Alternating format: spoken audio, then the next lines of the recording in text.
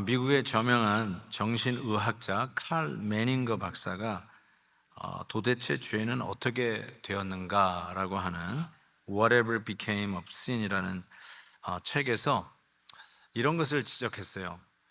어, 우리 미국 사회에 죄라고 하는 단어가 사라졌고 죄라고 하는 개념조차도 사라졌다라고 하면서 이 지금의 이 현대 사회를 아주 우려하고 하는 글을 썼는데 이런 예를 들었어요. 여러분 알다시피 미국은요 National Day of Prayer 해가지고 국가적으로 기도하는 날이 있잖아요. 이것이 저도 이번 이 책을 읽다가 깨달은 건데 미국 의회에서 매년 국가 기도의 날을 선포하도록 결정을 했어요. 그래서 처음으로 실행된 게 트루먼 대통령이 1952년에 이 국가 기도의 날을 선포하면서 시작이 되었죠. 근데 이 매닝거 박사가 왜 이 죄라고 하는 개념이 우리 사회에서 사라졌다라고 이야기하냐면 그 기도하는 날에 또 죄라는 단어의 언급이 없다는 거예요. 그것이 가장 처음으로 최근에 언급된 게 1953년 아이젠하워 대통령 때 그때 처음으로 죄라는 단어가 언급된 이후 지금까지 죄라는 단어가 이 국가 기도의 날에 언급되지 않고 있는 것을 지적했어요. 심지어는 그 아이젠하워 대통령의 그 기도문에도 1863년 링컨 대통령이 전 국민에게 기도를 요청할 때 썼던 말을 코테이션, 인용을 하면서 실은 링컨 대통령의 말을 인용한 것이지 자기 말이 아니라고 이야기하는 것이죠. 그러면서 우리에게 실은 죄라는 개념이 사라졌다. 이것이 현대사회의 큰 위기다라고 이야기하는데 저는 굉장히 동감이 됐어요. 실은 우리가 어쩌면 강단용이 될 수도 있어요. 강단에서는 우리가 죄인입니다. 죄를 이야기하지만 실질적으로는 죄라는 말을 정말 수긍하거나 받아들여지지 않는 사회에 살고 있다. 그래서 죄를 미화한다고 그럴까요? 아니면 완곡한 표현으로 상처, 못 미침, 섭섭함, 불완전, 완전치 못하고 온전하지 못한 것, 뭐 이런 식으로 우리가 죄를 자꾸 설명을 하는데 실은 죄를 죄라고 지적하고 죄를 죄로 보는 것이 얼마나 이게 하나님의 은혜에 앞으로 나가는 데 있어서 중요한 것인지 다시 한번 깨닫게 됩니다. 그래서 어쩌면 은혜가 자꾸 얄팍해지는 것 같아요. 죄를 모르니까 실질적으로 우리가 더 얄팍해지는 것이 아닌가 싶어요. 그래서 오늘 이 말씀 속에서 이 하나님께서 계속해서 안으려고 하고 용서해주고 품어주고 찢으셨으나 다시 싸매어주고 계속해서 끊임없이 달아난 이 고멜과 같은 이스라엘을 다시 또 용서해서 품에 안고 데려오는 이런 수많은 반복 속에서도 여전히 변함없이 죄 가운데 빠져있는 이들에게 죄 문제를 분명하게 지적하기 위해서 하나님께서 그들을 바닥에 떨어뜨리신다는 표현을 쓰고 있어요.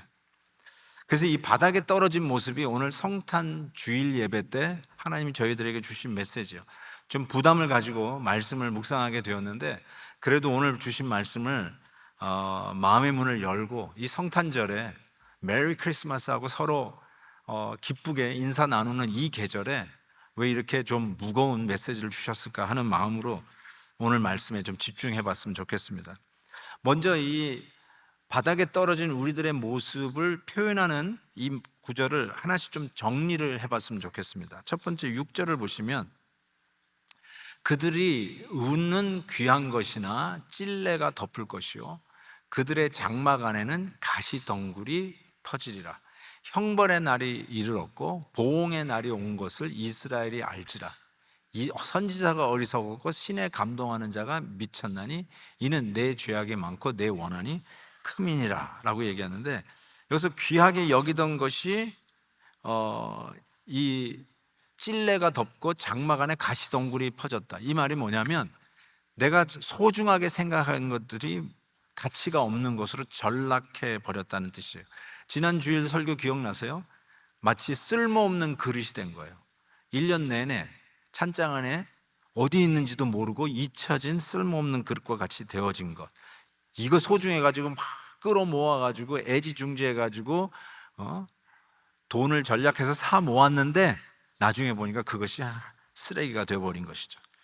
형벌의 날에 보응의 날이 온 것, 이 선지자가 어리석었다고 지금 이야기를 하는데, 선지자는 하나님의 말씀을 전하는 자예요. 하나님이 가라 그러면 가고 서라 그러면 서로 그대로 전하는 자가 선지자예요. 근데 그 메시지가 듣기가 싫은 거예요.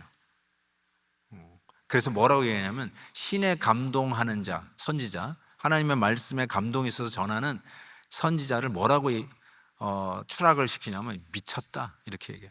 선지자를 미쳤다라고 하는 이 바닥친 죄인들이 이스라엘 백성이었어요. 자기가 듣기 싫다고 말씀을 전하는 선지자들을 끌어내려요. 선지자들을 욕해요. 선지자들에게 누명을 씌워요. 선지자들이 미쳤다, He's crazy, 이렇게 얘기한다. 이게 바로 이스라엘이 죄가 얼마나 위중한가를 지금 고발하고 있는 것이죠. 9절 보세요.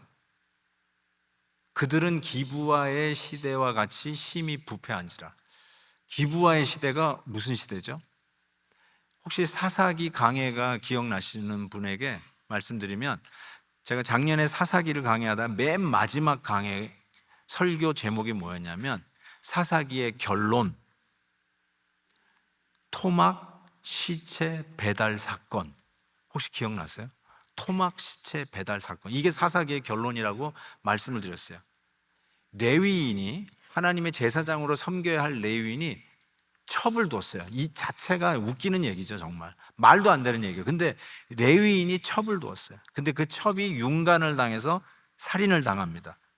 이에 이 레위인이 자기 그 첩이 된 여인의 시신을 12토막을 내요. 그리고 12지파에게 다 보내죠. 이 일에 분노한 온 이스라엘이 이 일이 일어난 기브아, 베냐민 지파 영역에 있는 기브아, 거기를 공격을 하고 베냐민 지파가 거의 멸망 직전까지 가죠.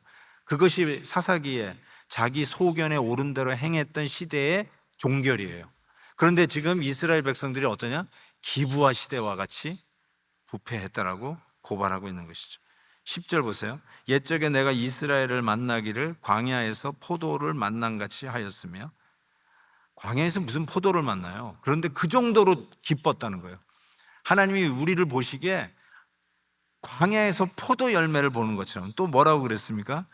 무화과 나무의 첫 열매를 보는 것처럼 기뻐했어요. 하나님이 우리를 이렇게 기뻐하셨는데 바알부올에 가서 부끄러운 우상에게 몸을 드린 것 같이 가증해졌다라고 얘기해요.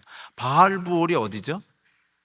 가나안 백성, 가나안을 향해서 가던 출애굽 백성이 마지막으로 강을 넘어가기 직전에 텐트를 쳤던 곳이 모압 평지예요. 모압 평지에서 약속의 땅에 들어가기 전에 이들이 바알을 음란하게 섬겼어요. 그게 바로 바알부올이에요. 이것 때문에 여러분, 하나님이 얼마나 진노했는지요. 몇 명이죠? 2만 4천 명이 그 자리에서 죽습니다. 하나님이 너무너무나 화가 나셨어요. 2만 4천 명이 죽었어요. 그 현장이 바알부올이에요. 그게 지금 이스라엘 백성들에게 재현되고 있다라고 지금 말하고 있는 것이죠. 그리고 12절을 보세요. 혹 그들이 자식을 기를지라도 내가 그 자식을 없이하여 한 사람도 남기지 아니할 것이라. 오 마이 굿네스. 그들이 있는 자식이 부모의 자랑이잖아요. 부모의 면류관이 자식이에요. 우리가 이민 온 이유가 자식 교육이에요. 기러기 가정 된 이유가 자식 교육이에요. 저희 부모님도 누누이 얘기했어요. 50 넘으셔서 이민 오셨던 우리 부모님이 왜 이민 왔냐? 너희들 공부시키려고. 그게 부담감이 어마어마했어요. 그 부모에게 면류관 같은 자식을 하나님 어떻게 한다고요? 데려가시겠대요. 하나도 남김없이 데려가시겠대요. 부모가 돌아가시면 산에 묻지만 자식이 죽으면 부모의 가슴에 묻는다는 말이 있어요. 엄청난 거죠. 가장 벌 중에 벌이 이거라고도 이야기를 해도 틀리지 않을 것 같아요. 그 정도로 바닥에 떨어진 이 이스라엘 백성, 죄인된 이들의 모습을 하나님이 이와 같이 적나라하게 폭로를 하시면서 이 바닥에 떨어진 가운데 드디어 이 호세아 선지자를 통해서 이 백성들이 하는 기도가 나오기 시작해요. 그 이상한 기도를 드리기 시작하는데 저는 이걸 이상한 기도라고 그래요. 그러니까 it doesn't make sense. 당연히 드려야 할 기도라고 생각이 들지 않냐고 이상한 기도라고 생각이 드는데 14절 보시면 여호와여 저희에게 이 백성에게 주소서. 무엇을 주시려 하나이까? 이렇게 얘기해요.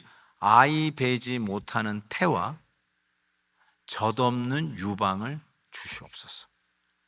이 이상한 기도를 드리고 있어요. 하나님 차라리 가로 열고 가로 닫고 아이 베지 못하는 태와 젖없는 유방을 달라고 기도하고 있어요. 방금 전에 뭐라고 그랬어요? 하나님이 자식들을 하나도 남김없이 다 데려가겠다고 그랬어요. 그랬더니 이렇게 기도를 하는 거예요. 이 바닥에서 드려진 이상한 기도. 그러면 아예 아이를 못 빼게 해주세요. 그리고 젖없는 유방을 주세요. 가끔 옛날에는 애를 낳다가 돌아가시는 어머니들이 있었어요. 그러면 그 아이를 젖을 먹이기 위해서 젖동량 다녔다는 얘기를 들었어요. 혹시 젖동량으로 크신 분 계시나요? 아마 제 어른 시대는 그런 것들이 비일비재했다라고 들었어요. 요즘은 애 낳다가 돌아가시는 분이 별로 없으니까.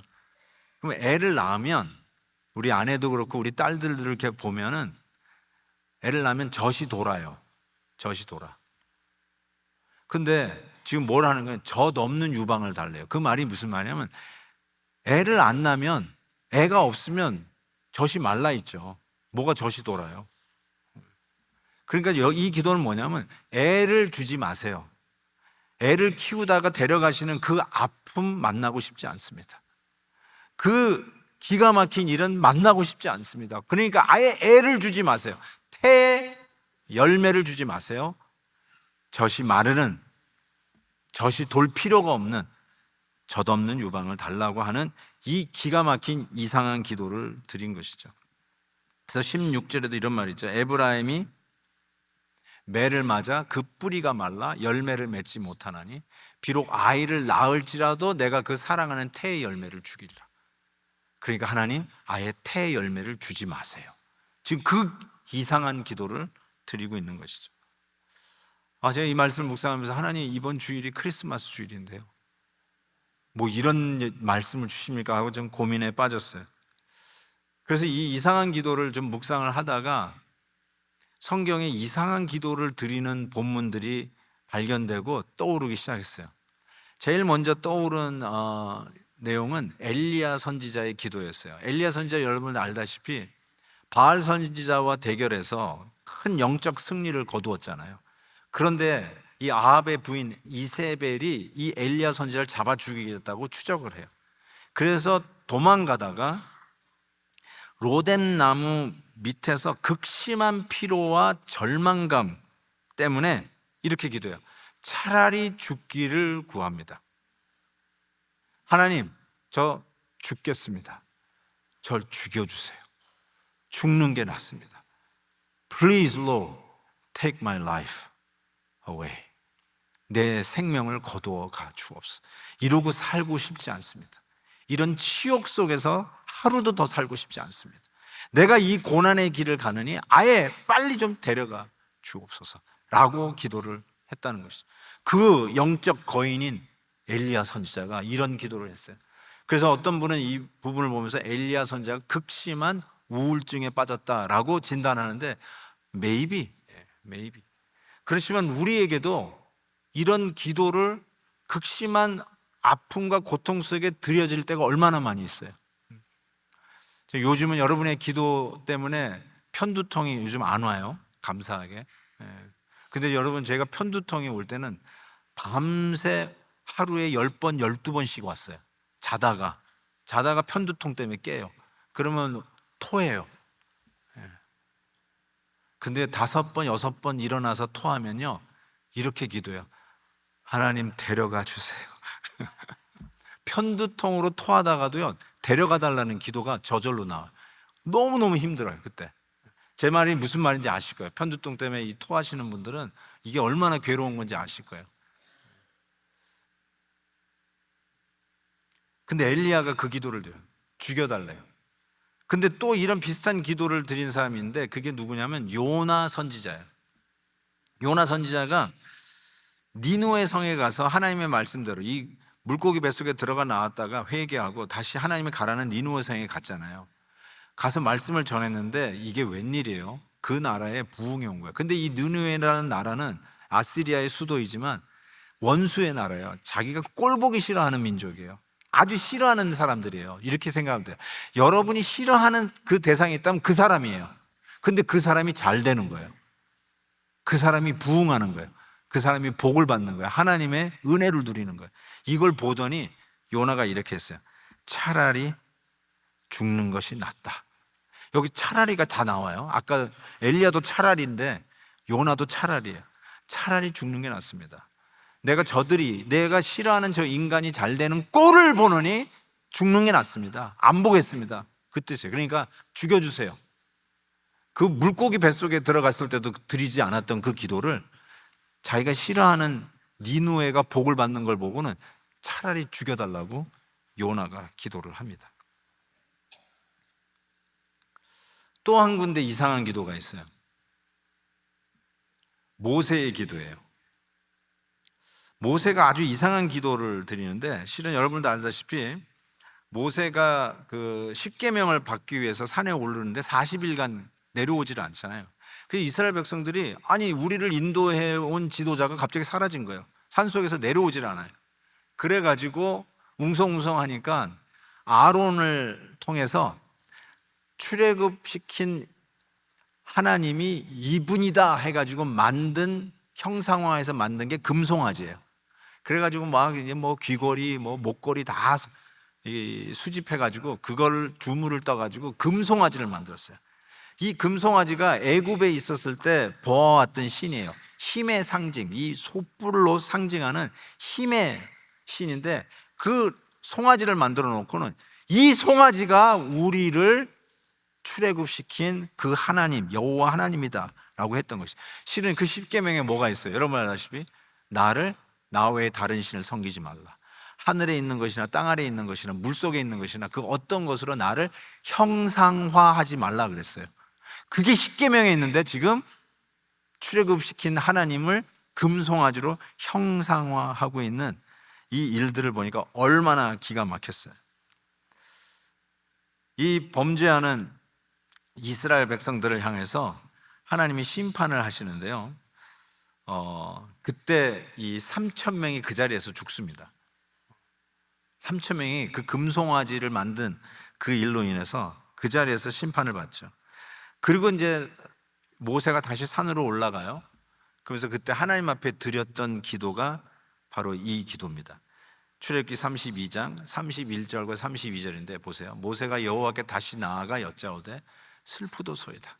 이 백성이 자기들을 위하여 금신을 만들어 싸우니 큰 죄를 범하였나이다. 그러나 이제 그들의 죄를 사하시옵소서. 그렇지 아니하시오면 원하건대 주께서 기록하신 책에서 내 이름을 지워버려 주옵소서. 모세가 어떻게 기도했다고요? 하나님, 천국 가는 백성들의 이름을 적는 생명책에, 요한계시록에서는 생명책이라고 되어 있죠. 생명책에 내 이름을 지워버려 주세요. 그 기도를 드렸어요. 정말 이상한 기도예요. 거의 요나나 엘리야 선지자가 차라리 나를 죽여주세요 라고 하는 기도에 방불하는, 아니면 더 극렬한 이상한 기도. 하나님, 차라리 저를 지옥으로 보내주세요. 생명체에서 지워달라는 말은 지옥으로 보내달라는 뜻이에요. 나 천국 안 갈 테니까 지옥으로 보내주세요. 그러면서 저들의 죄를 용서해 주세요. 저들이 하나님을 형상화해서 지은 죄를 용서해 주세요 라고 기도를 한 것이죠. 정말 이상한 기도들이 여러분 성경책 읽다 보면 많이 있어요. 시편에도 있어요. 시편에 실은 이상한 기도들이 많이 있어요. 그런데 여러분도 어떻게 보면 여러분의 삶 속에서 뜻하지 않은 난관에 봉착했을 때, 앞이 캄캄할 때, 극심한 우울증에 빠져 있을 때, 그렇게도 믿었던 백성들에게 배신을 당하고 더 이상 앞으로 나아갈 길이 보이지 않을 때, 차라리 죽는 게 낫고 없어지는 게 낫고, 이런 거라면 내 이름을 아예 지워주세요. 이렇게 기도하는 이상한 기도들이 있을 수 있다라는 생각을 해보게 됩니다. 그런데 이 성탄절에 주시는 메시지는 이런 기도 속에 하나님이 첫 번째로 응답하지 않았어요. 무응답의 은혜가 은혜였다는 것을 깨닫게 됩니다. 차라리 죽여달라고 하는 이 엘리야의 기도, 요나의 기도에 응답하지 않으셨고요. 젖이 없는 유방을 달고 태 열매가 없도록 기도한 호세아의 기도에 하나님이 응답하지 않으셨어요. 그리고 저들을 용서하여 주시는 대신에 내 이름을 생명책에서 지워달라고 하는 모세의 기도에도 하나님이 응답하지 아니하셨어요. 왜 응답하지 않으셨을까요? 기도하면 응답하신다며요. 그다음 하면 하나님께서 반드시 때가 되면 응답하실 거라는데 왜 응답하지 않으셨을까요? 실은 하나님은 이 이상한 기도에 응답하지 않으셨는데 더 이상한 기도를 드린 분이 계세요. 바로 우리 예수님께서 겟세마네 동산에서 이런 이상한 기도를 드리셨어요. 주여, 할 수만 있으시면 이 잔을 내게서 옮기시옵소서. 저는 이 기도를 주님이 드렸다는 것에 충격이 아닌 절망을 느낍니다. 하나님, 제가 이 십자가를 지고 싶지 않습니다. 할 수만 있으시다면 이 십자가를 지지 않고 그냥 가게 해주세요. 이 잔을 내게서 지나가게 하옵소서. 그 뜻이잖아요. 이 잔은 십자가예요. 근데 이 잔을 지고 싶지 않습니다. 이 잔을 지나가게 하옵소서. 정말 이상한 기도. 왜요? 우리가 왜 성탄절을 축하합니까? 우리를 구원하시기 위해서 오신 성탄절. 근데 주님께서 지금 십자가에서 이들을 구원하고 싶지 않습니다. 지나가게 하옵소서. I don't want it. 그런데 마지막 기도가 기억이 나요. 그러나 내 원대로 마옵시고 아버지의 원대로 하옵소서. 십자가에서 달려 돌아가시는데 십자가 밑에서 예수님을 향하여 욕하고 저주하는 자들이 있었어요. 네가 무슨 유대인의 왕이냐? 너나 먼저 살아라. 비아냥거리는 그 모습들. 그때 예수님께서 화딱지나 하고 그냥 내려오셔도 될 텐데 그 십자가에 매달린 상태에서 주여 저들의 죄를 용서하여 주옵소서.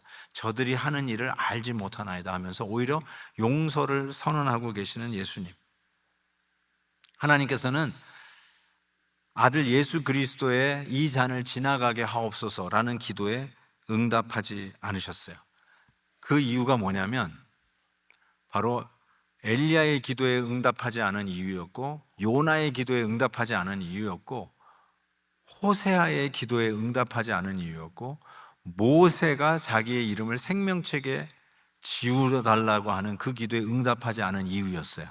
즉 당신의 아들 예수 그리스도를 대신 죽이고 당신의 아들 예수 그리스도를 대신 생명책에서 지우기까지 여러분의 이름을 생명책에서 지우지 아니하시고 하나님의 자녀의 이름으로 그 리스트를 킵하시겠다고 하는 하나님의 뜻 때문에 그러신 것이죠. 저는 예수님이 오신 이 성탄의 메시지를 생각해 보면서 여러분 칼럼에도 제가 썼는데 한번 안 읽어보신 분은 의사 예수님이라고 쓴 칼럼을 조금 읽어보시길 부탁을 드립니다. 실은 이 성탄에 무응답이셨던 하나님이 드디어 파이널리 응답하신 게 성탄이야. 예수님이 이 땅에 오신 게 하나님의 응답으로 오신 거예요.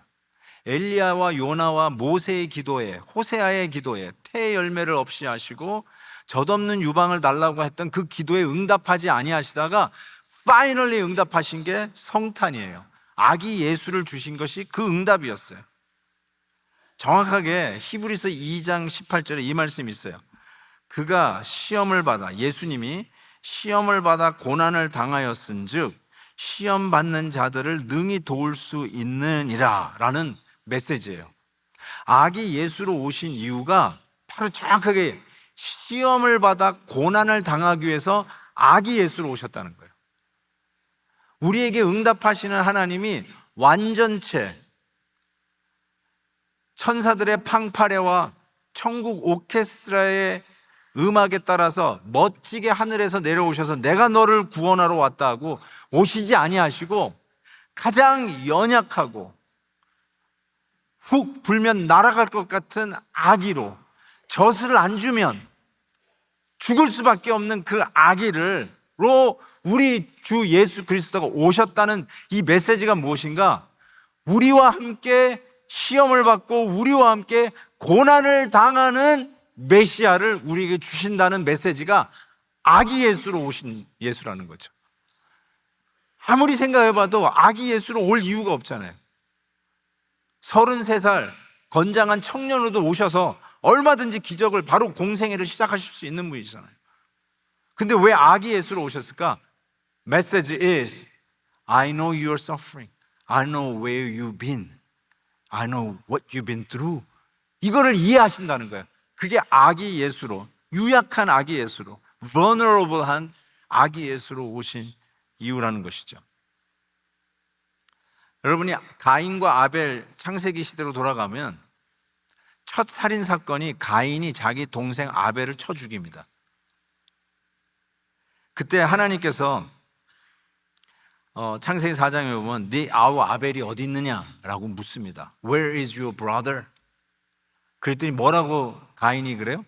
내가 내 동생을 지키는 자입니까? 내가 동생을 관리하는 자입니까? 왜 나한테 물으세요? 이런 식으로 하나님 앞에 대꾸를 하죠. 그때 하나님께서 이런 이야기를 하세요.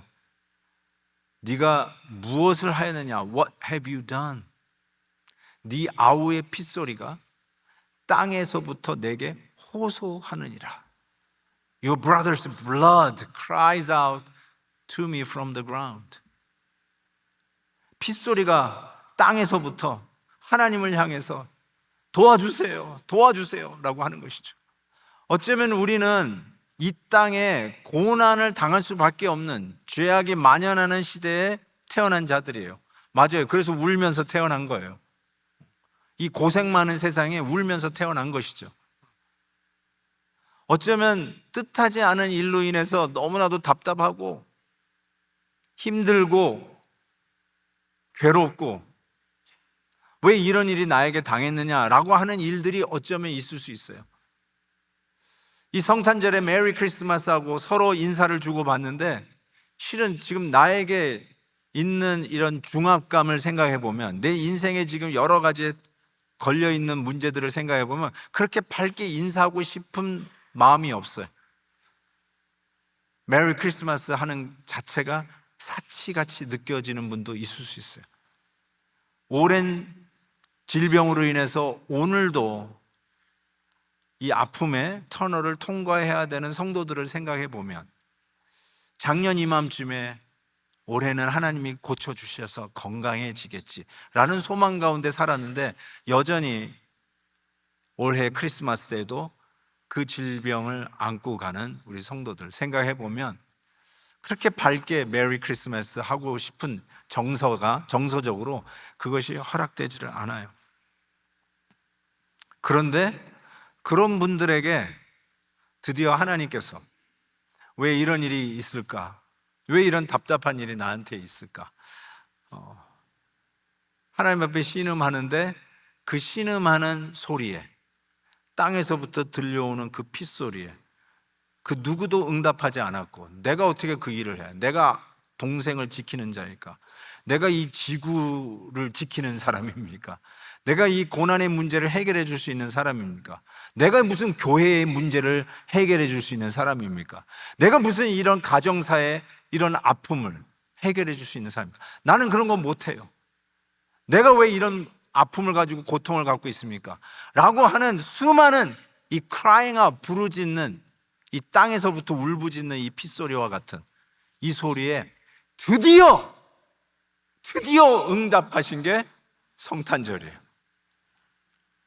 이 땅에서부터 우러나는 핏소리들, 어찌하여 내가 이런 고난과 어려움과 고통 속에 있습니까?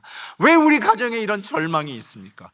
라고 하나님 앞에 외치는 그 질문에 finally 하나님이 응답하여 주신 것이 아기 예수를 주신 이 성탄절의 메시지라는 것이죠. 저는 아까도 얘기한 것처럼 히브리서에서 예수님의 오심을 시험을 당하시고 고난을 당하셨다.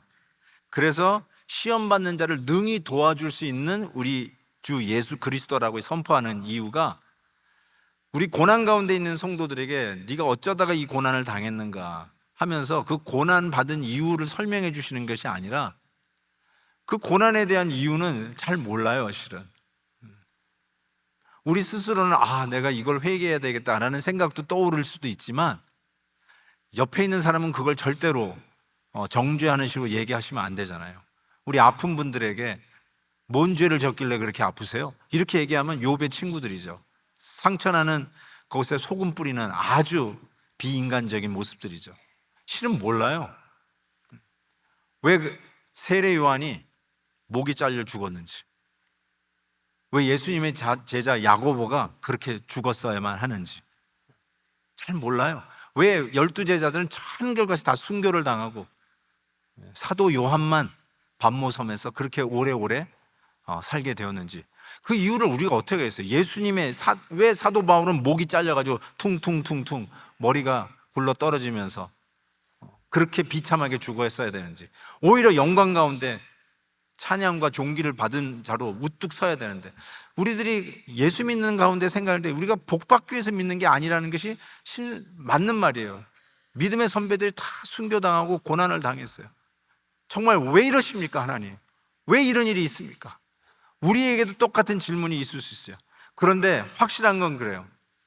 우리 주님께서 아기 예수로 오셨다는 말은 왜 이 고난이 나에게 왔는지는 모르지만, 한 가지 분명한 것은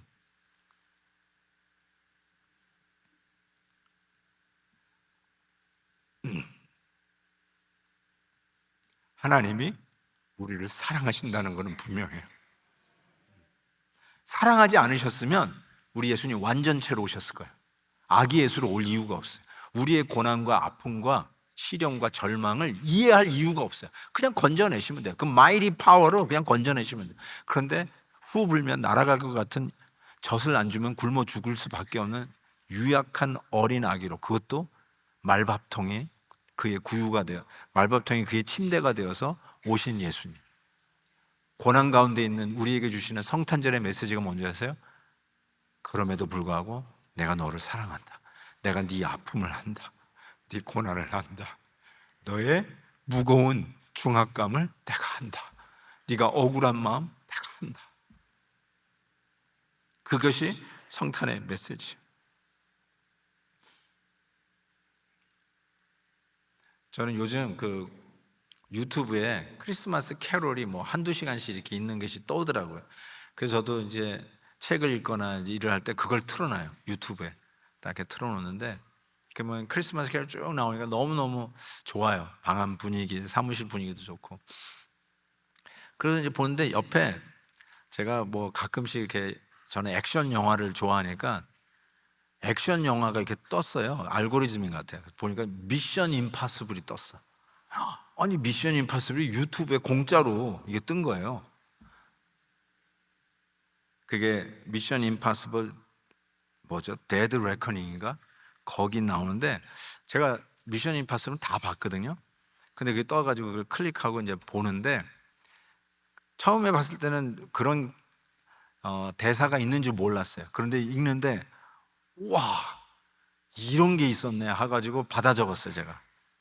그 중에 이제 영화에 이제 보면은 그 컴퓨터 잘 다루는 흑인 배우가 있잖아요. 그 사람이 그 극 중에 루터예요. 저 친구 루터고, 그 다음에 그레이스라고 하는 또 나오는데 저 사람이에요.